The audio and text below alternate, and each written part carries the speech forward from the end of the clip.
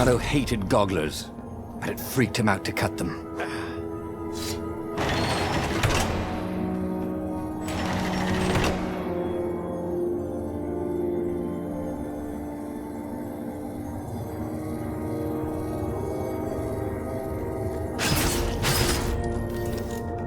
The people who had built this castle, did they even know what monstrous weapon lay hidden within their walls? The Sky Ripper could destroy anything it touched, or so the legend said. As the Transcendent Emperor had fought the Lost Gods, thousands of thousands had died. But Renato had been through wars. The only merciful war was a short one.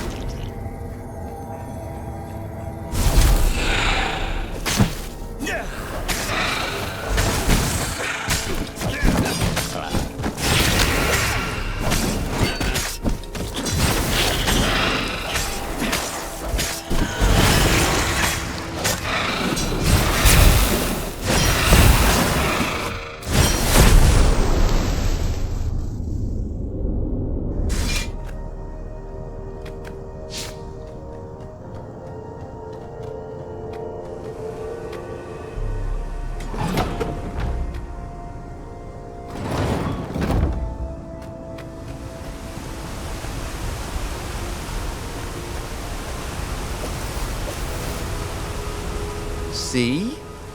That wasn't so hard.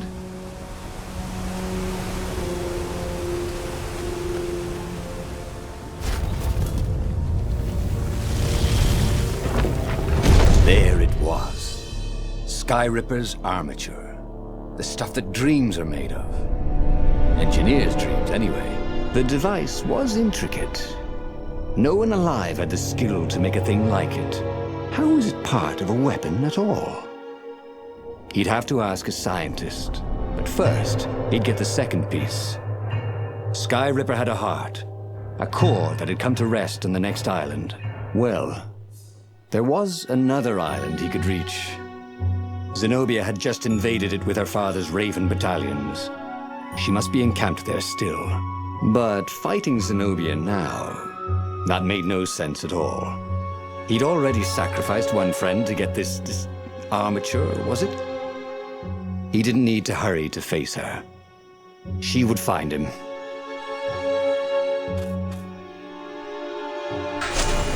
Renato asked himself why he changed course to confront Zenobia. He'd no idea. Sometimes he would just do things, and he could never figure out why he'd done them. Usually, they worked out. After all, he was a hero.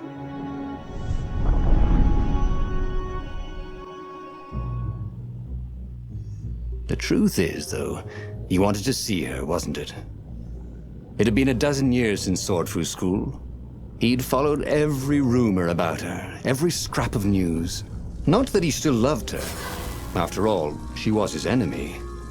No, it was solely because, know your enemy. All right, maybe he should stop pretending. He knew exactly how she felt about him. But their love affair always ended with a tragic death. Unless, maybe he could find a way to dodge tragedy. Surely he could, couldn't he?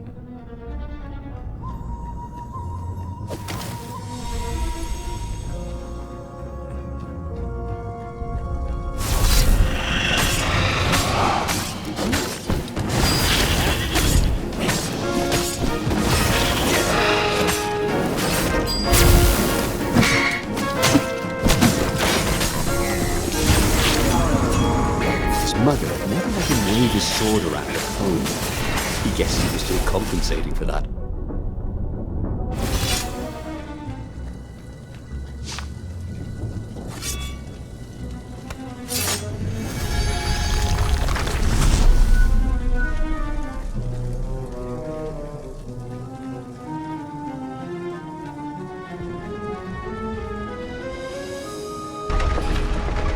Couldn't do worse with Zenobia than he'd done with the core, could he?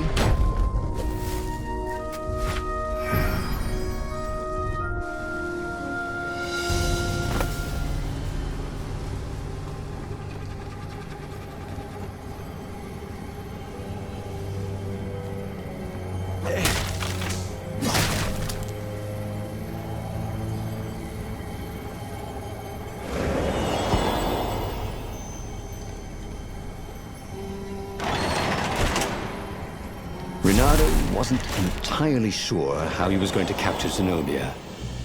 She'd be expecting him. And he didn't have Lapino to cook up a clever plan. Why was it again that he hadn't got the core? Maybe because the results tended to be disastrous. These streets were familiar. The Sword Fu School was closed now, but he had been down that street 1,000 times. He knew that pub. He knew that alley. He knew the alley behind it much too well. No wonder Zenobia had chosen to invade this island herself.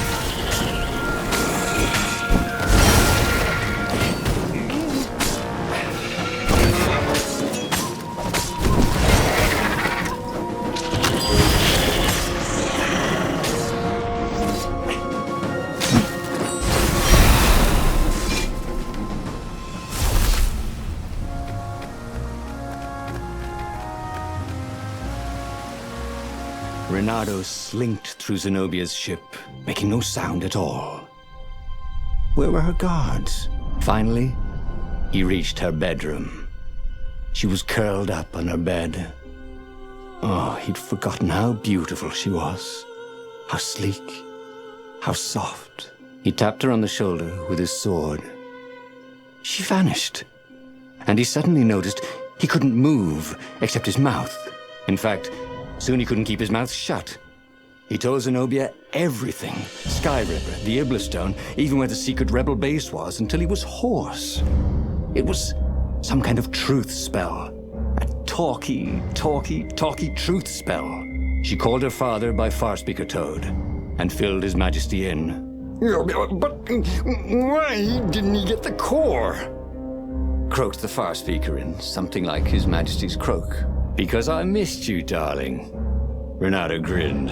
He doesn't even know why, frowned Zenobia. That makes no sense. It's a trap, shouted the Emperor.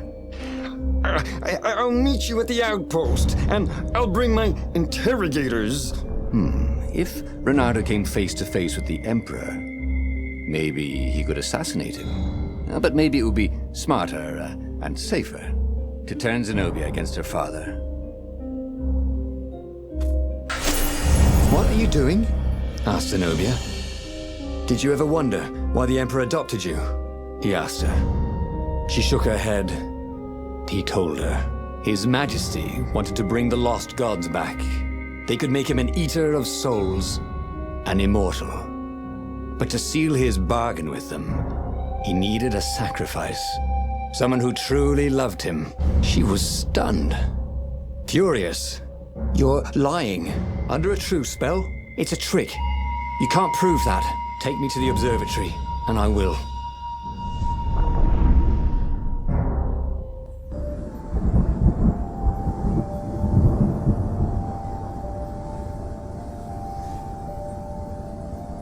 What kind of proof could you possibly have? She said as they landed on the Nexus. Your father ritually sacrificed a village, and he left witnesses? The scientists resurrected one. Well, it's not really alive, but it can talk. A true witness. She frowned. The dead can't lie. Well, I bet they could. They just don't have any reason to. She nodded grimly. You go on ahead. I don't want the Ravens to see me.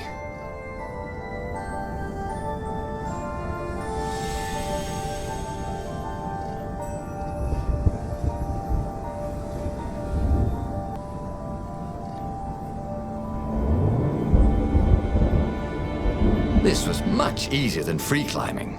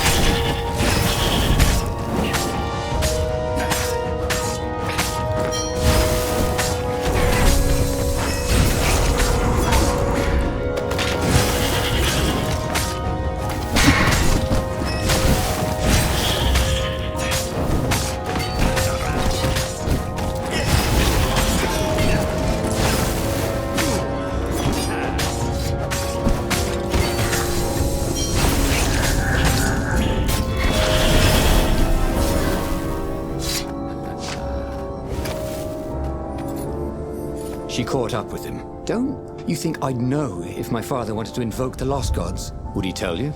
No. Would you help him? No. I'd burn his books. Why'd he adopt a stray cat? You don't ask a thing like that. No. Not when there's no good answer, she said, her whiskers twitching.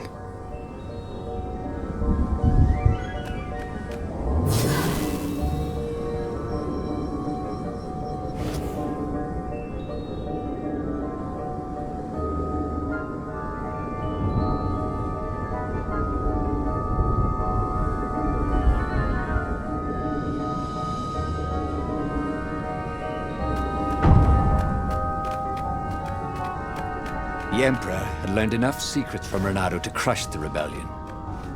It would be a fair trade if the scientists could convince Zenobia to change sides. Energy spheres. Easy to dodge, but boy do they sting if you didn't pay attention.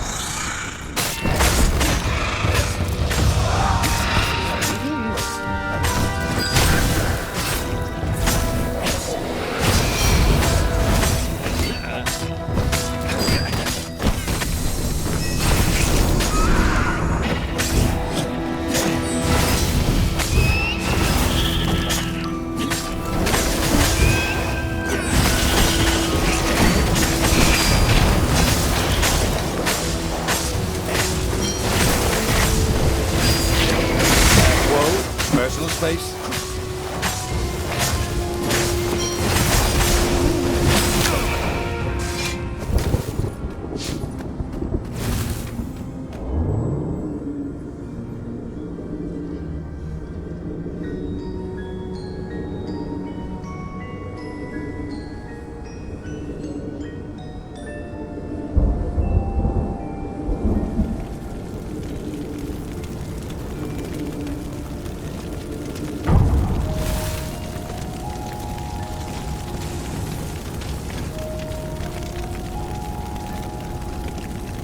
The observatory was a burning hulk. Dead scientists and black feathers everywhere. The ravens had burned the reanimated witness to cinders. Renato was stunned. There goes my proof. These were scientists, not rebels, Zenobia said, upset.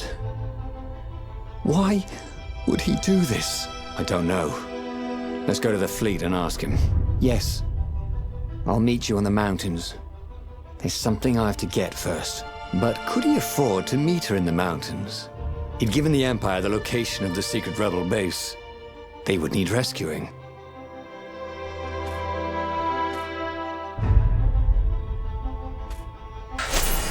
Why was he going to meet up with her? Wasn't it more important to rescue the Rebel Council from the almost certain Imperial attack? Why was he in this war anyway?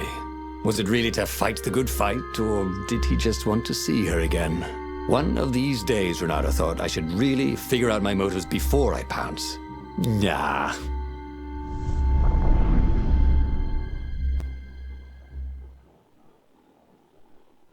Was it true? Was he on this adventure just to see Zenobia again? The Imperial heir was not an easy cat to see. Well, she'd ignored all his Kwanzaa gifts. And on the other paw, trying to get a date by joining a war against your intended was, let's see, pretty optimistic. And on the back paw, thought Renato. Yes, it sounded exactly like him. Good. I'm so glad we had this little chat, he told himself.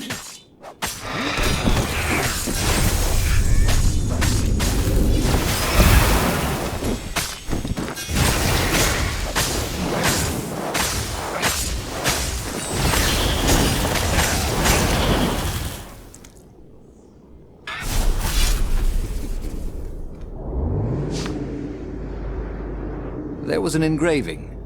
Maximum capacity, 130 people.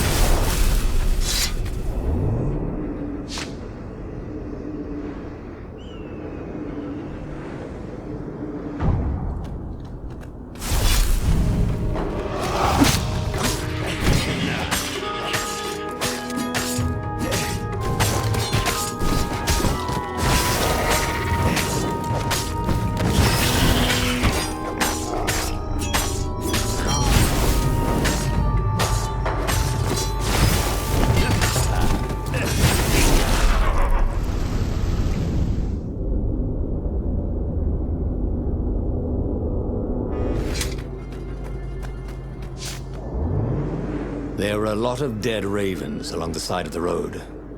Someone had rampaged through here on a killing spree. What had Zenobia gone to get? He had a chilling feeling it was the Iblis stone.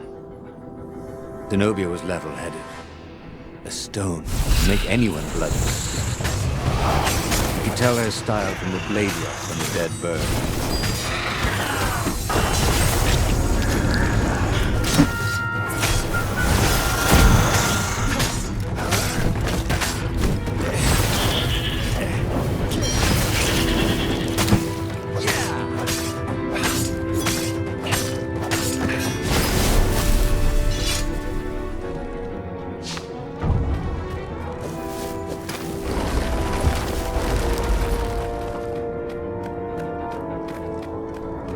Renato was spending a lot of time in this place. He caught himself thinking about redecorating it. Or at least, couldn't he leave a toothbrush or something?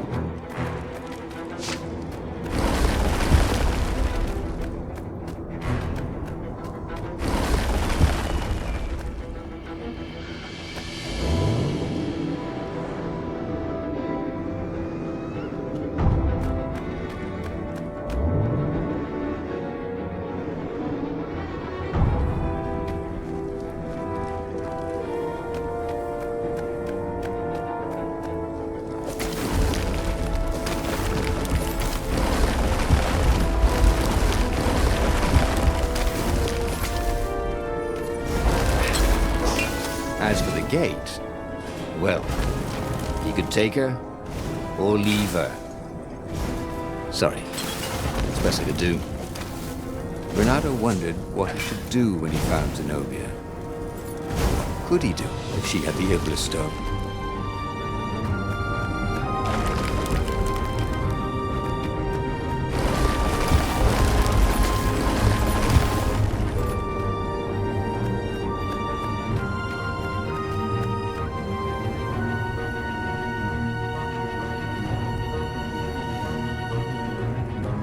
He reached the summit, expecting no one.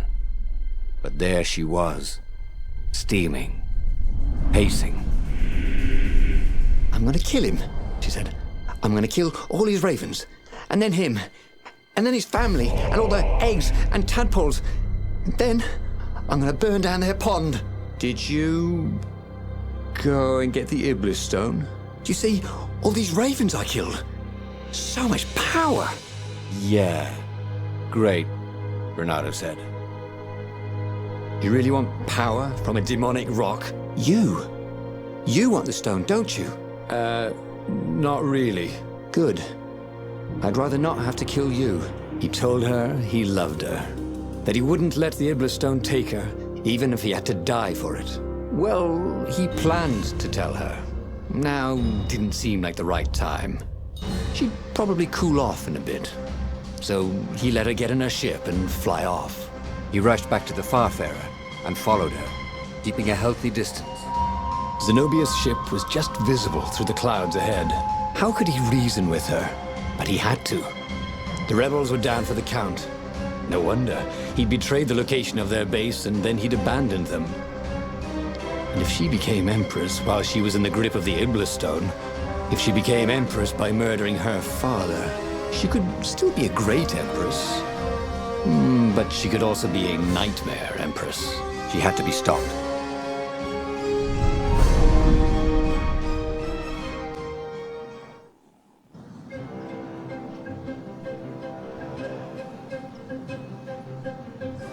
There were more dead ravens along his path, some of them wounded in the back. He knew she could have easily talked her way past them, or clouded the little tiny raven brains with a spell. She was going out of her way to kill everything in her path. This wasn't Zenobia, not as he knew her.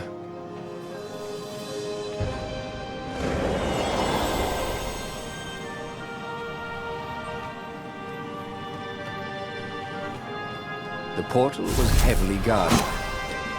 It must go someplace they really didn't want it to go.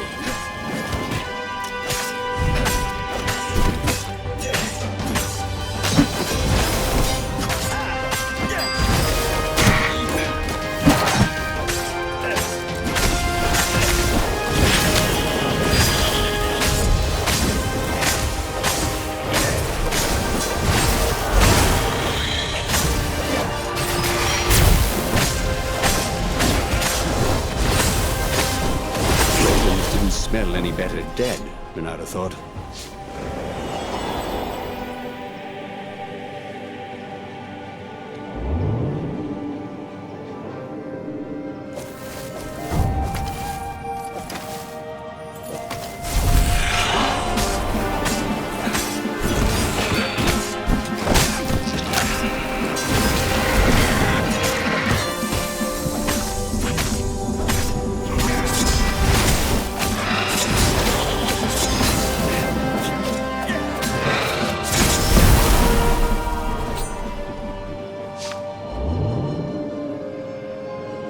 This was definitely better than pulling yourself up in a bucket.